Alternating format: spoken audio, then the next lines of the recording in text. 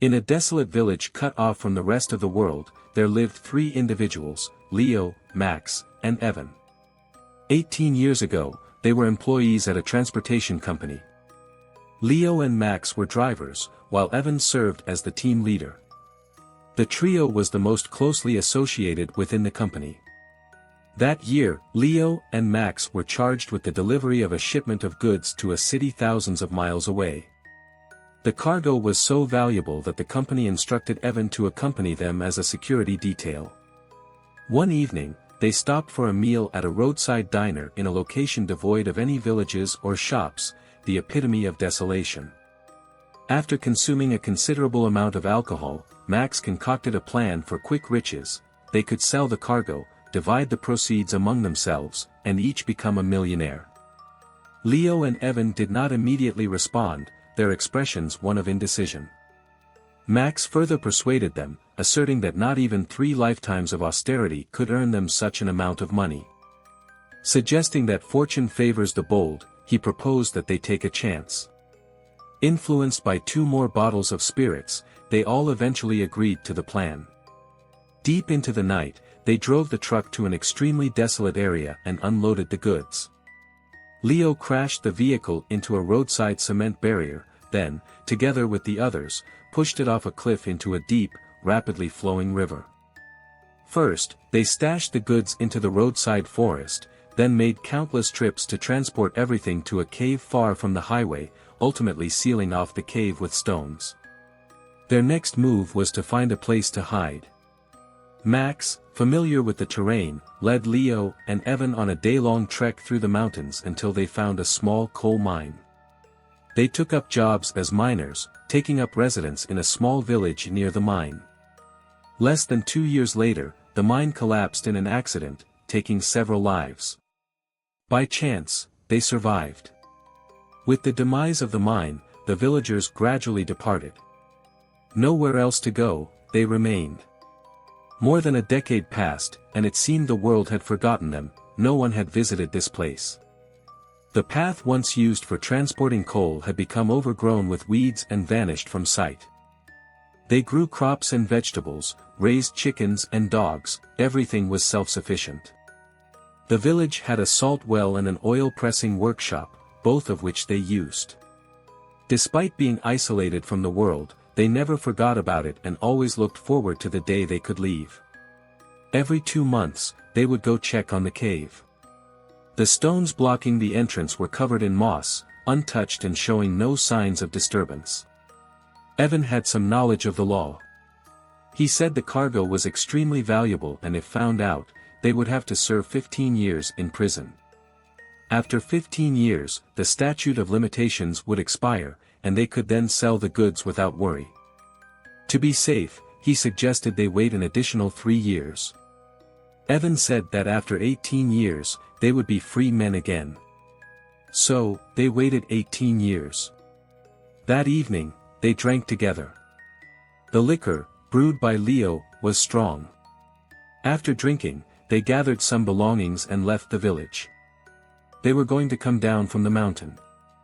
The forest was silent, without the sound of birds or insects, and the bushes and weeds were still, lifeless. The 3 men walked slowly, occasionally looking back as if something was following them. Behind, there was endless darkness. Evan, holding a torch, led the way, with Leo and Max walking side by side behind him, whispering among themselves. "What are you talking about?" Evan suddenly stopped and turned to ask. Leo flinched. "We were talking about what we're going to do with the money," said Max. "And what are you planning to do with it?" "I haven't decided yet." "And you?" Evan asked, looking at Leo. Leo avoided his gaze and said, "Save it."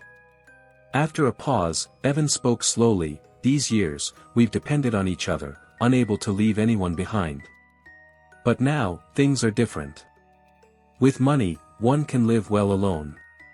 "What do you mean?" asked Max. "Some people can only share hardships, not wealth," Evan said coldly. "What exactly do you mean?" Max's tone turned cold as well. "I know you two are from the same hometown. So what? When it's time to work, the more the merrier. When it's time to split the money, the fewer the better. You're thinking too much. Am I? Evan stared into his eyes and added, before we left, I saw you stuffing 2 kitchen knives into your backpack. Who were you planning to chop? Max calmly replied, there are wild beasts in the mountains. You two have been going out together frequently these past years, doing what? Hunting wild rabbits. You've eaten some, too. You don't need a shovel to hunt rabbits. That tool is only good for digging holes. Max suddenly laughed, you asked us to dig for herbs, remember? Maybe I am thinking too much. Evan cracked a smile, the 3 of us, similar in height, weight, and age, none of us could be sure to win in a one-on-one fight. But if 2 of us team up, the other is surely doomed. You're overthinking it, Max said lightly. Evan glanced at them a few more times, then turned and continued walking. Max and Leo had been planning to kill Evan for the past 3 years, even going so far as to prepare a grave and erect a tombstone for him. Evan was right, when it comes to dividing money, fewer people meant more share. Max and Leo thought the same. The moon sneakily peeked out, coldly observing everything on the ground.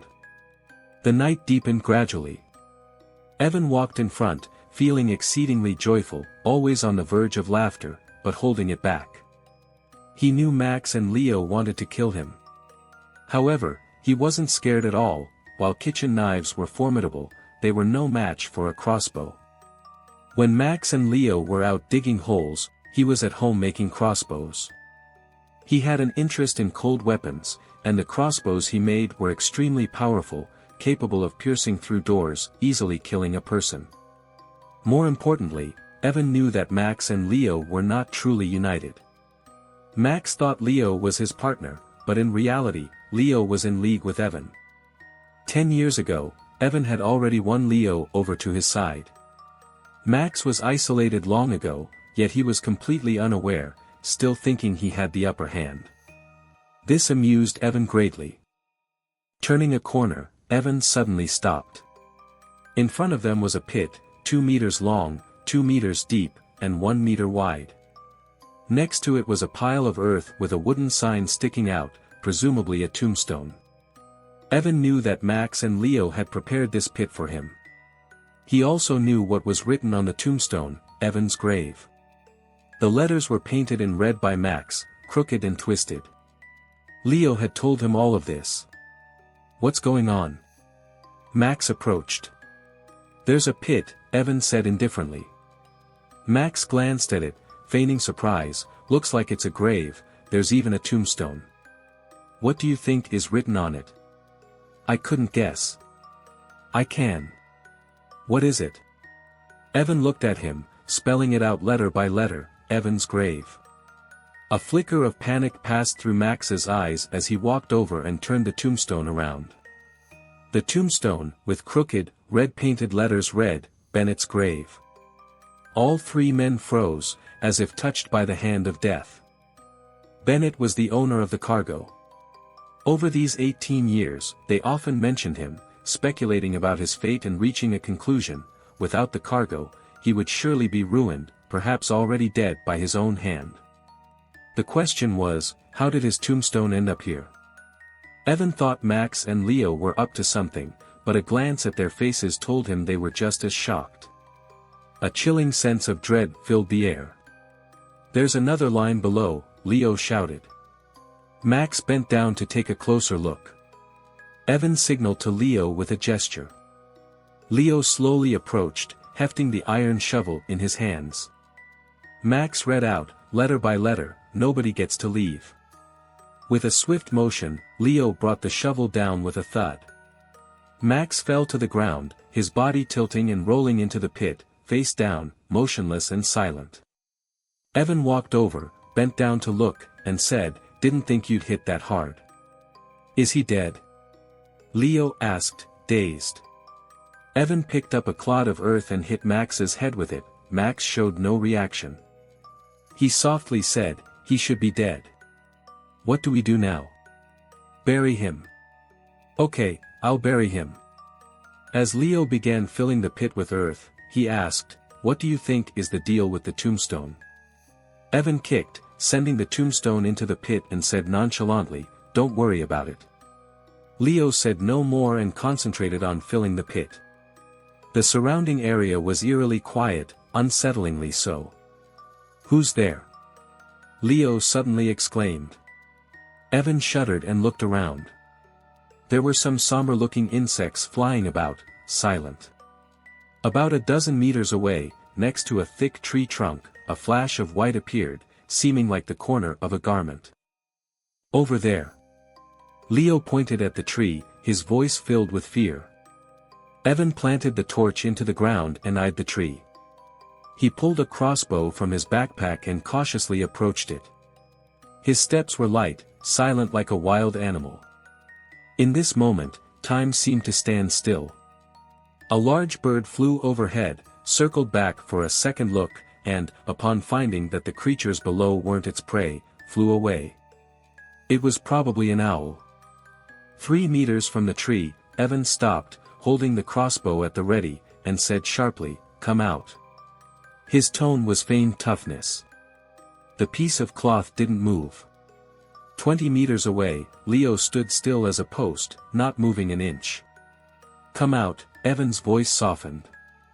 The piece of cloth remained still. Evan cautiously approached, touched it as if it were electrified, then quickly retracted his hand. After a moment of thought, he understood and grabbed it. It was a false alarm, just a trash bag hanging from the tree. "Don't freak out over nothing," Evan walked back, glaring at Leo. Leo eyed the crossbow in his hand and asked quietly, "What's that you're holding? Don't you recognize it?" Evan retorted. "It's a crossbow," Leo said sheepishly. Evan looked at him, saying nothing. Avoiding his gaze, Leo said, "Didn't expect you to make a crossbow."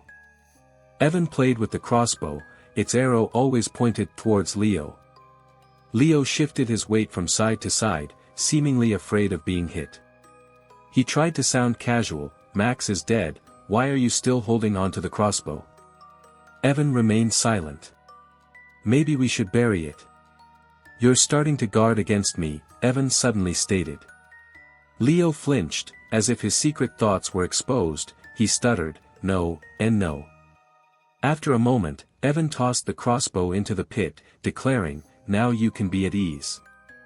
Leo immediately began to fill in the pit. He worked hard, breaking out in a sweat. He said little, or perhaps, he kept his thoughts, both those to be shared and those not, hidden deep, leaving no trace. A few minutes later, he stopped suddenly, looked at Evan, and said warily, "Do you think Max is really dead?" "He's buried now, he must be dead." "I think he's not dead." "Don't let your imagination run wild, he's definitely dead by now." "No, he's not dead." Leo's expression suddenly changed, becoming exceedingly grim. He looked over Evan's shoulder and said steadily, "Don't believe me? Turn around and see for yourself." Evan slowly turned his head, and his body froze. Max was standing straight behind him, his body and face smeared with soil, blood trailing down from the top of his head like earthworms, extending to the corner of his mouth in a gruesome manner. "You!" Evan's mouth hung open. With a thud, he slowly collapsed to the ground. Max discarded the rock in his hand, grabbed Evan's pant leg, and dragged him to the pit, speaking in a drawl, "You thought Leo was your partner, but he was actually in cahoots with me. If he hadn't thrown away the crossbow, we wouldn't have dared to move against him," said Leo. "You performed well, deceiving him into discarding his crossbow," Max said. "No, it was your brilliant idea, to first scare him with Bennett's tombstone, then lure him away with a trash bag, giving you the chance to climb out of the pit and sneak up behind him," Leo said humbly. They both laughed. "Bury him," Max instructed. Leo began to fill the grave again. This time, he was burying Evan. The torch went out without warning, it had run out of fuel. Darkness enveloped everything. In the darkness, countless faint sounds were concealed, usually ignored as we rely on our eyes to perceive our surroundings. Now, they emerged, the noise of insects nibbling on leaves, moths fluttering their wings, leaves rustling, rats gnawing. Of course, there was also the sound of Leo swinging his shovel. These sounds were disquieting. In the darkness, Leo's voice could be heard. "It seems like Evan's not dead yet, he's still moving. Get down there and hit him a few more times." Max replied, "Just burying him will do. What if he climbs out?" "You're really cautious," Max said, and after that, he felt for the stone and jumped into the pit. Suddenly, a dull sound was heard, like two objects colliding. What was that?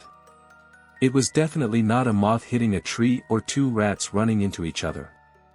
That sound repeated 7 times. After the noises, everything returned to how it was before. Insects continued to nibble on leaves, moths kept fluttering their wings, leaves kept rustling, and rats kept gnawing. Leo kept swinging his shovel. Dawn finally broke. The pit was filled in, with 2 men buried beneath, Max and Evan. They made the same mistake, they both thought Leo was their partner. And so, they both died.